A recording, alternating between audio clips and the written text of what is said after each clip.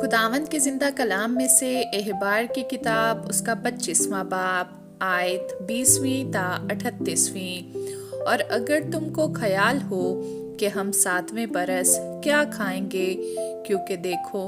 हमको ना तो बोना है और ना अपनी पैदावार को जमा करना है,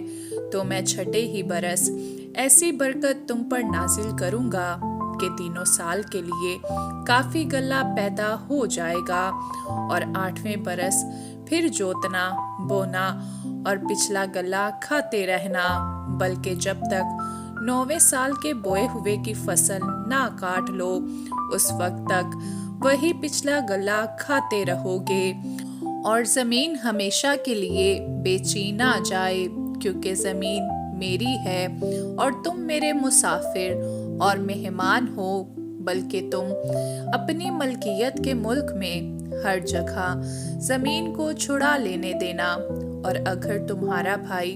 मुफलिस हो जाए और अपनी मलकियत का कुछ हिस्सा बेच डाले, तो जो उसका सबसे करीबी रिश्तेदार है वो आकर उसको, जिसे उसके भाई ने बेच डाला है, छुड़ा ले।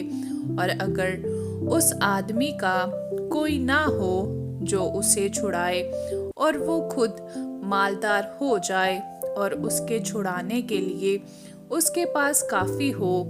तो वो फरोख्त के बाद के बरसों को गिनकर बाकी दाम उसको जिसके हाथ ज़मीन बेची है फेर दे, तब वो फिर अपनी मलकियत का मालिक हो जाए। लेकिन अगर उसमें इतना मकदूर ना हो कि अपनी ज़मीन वापस करा ले, तो जो कुछ उसने बेच डाला है वो साले योबिली तक खरीदार के हाथ में रहे और साले योबिली में छूट जाए, तब ये आदमी अपनी मलकियत का फिर मालिक हो जाए। और अगर कोई शख्स रहने के ऐसे मकान को बेचे जो किसी फसीलदार शहर में हो, तो वो उसके बिक जाने के बाद साल भर के अंदर अंदर उसे छुड़ा सकेगा, यानी पूरे 1 साल तक वो उसे छुड़ाने का हकदार रहेगा। और अगर वो पूरे 1 साल के मियाद के अंदर छुड़ाया ना जाए,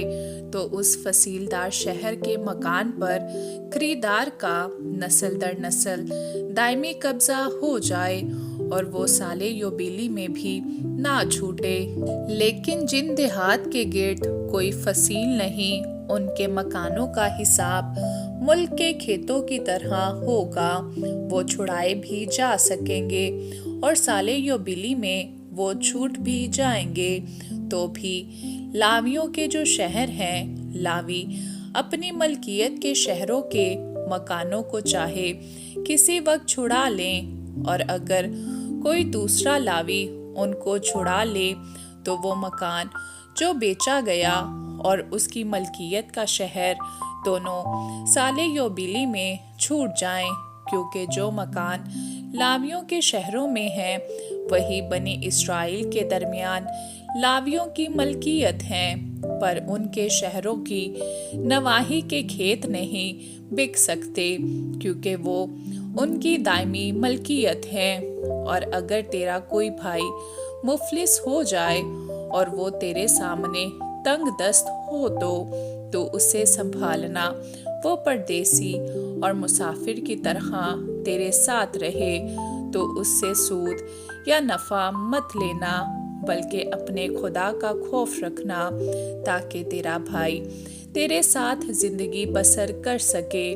तू अपना रुपया उसे सूद पर मत देना और अपना खाना भी